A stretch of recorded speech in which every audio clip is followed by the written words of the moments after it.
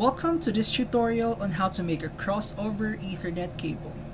Crossover cables are used to connect similar devices directly together, such as a computer to computer or hub to another hub. Today we'll be going through the materials you'll need, the steps to follow, and some tips to ensure you create a functional cable. The materials needed are Ethernet cable, RJ45 connectors, crimping tool, wire cutters or strippers, and a cable tester. Step 1 is understanding the pinout. First, let's understand the wiring scheme.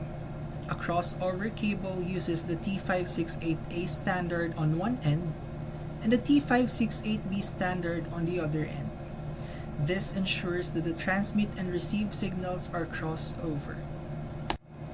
The T568A pinout is white-green, green, white-orange, blue, white-blue, orange, white-brown, and brown. While the T568B pinout is white-orange, orange, white-green, blue, white-blue, green, white-brown, and brown. The second step is preparing the cable.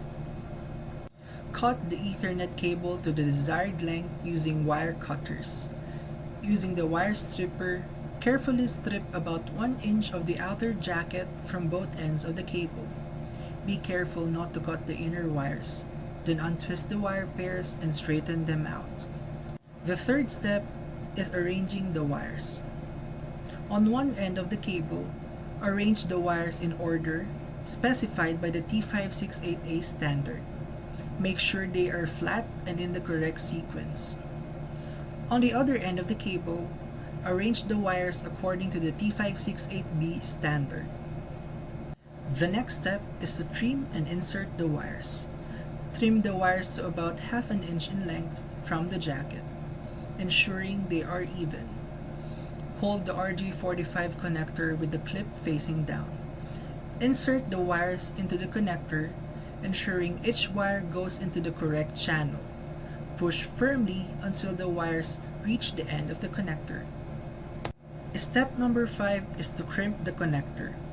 Place the RJ45 connector into the crimping tool. Squeeze the crimping tool firmly to secure the connector on the cable.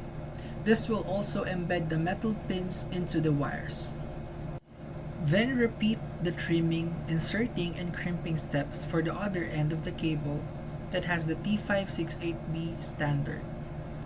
Lastly, using a cable tester, use it to check the connectivity of your cable. Connect both ends of the cable to the tester and ensure all pins are properly connected.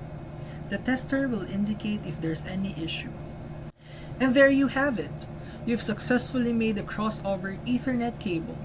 This type of cable is useful for directly connecting two network devices without a switch or router. Thanks for watching and be sure to subscribe for more tutorials.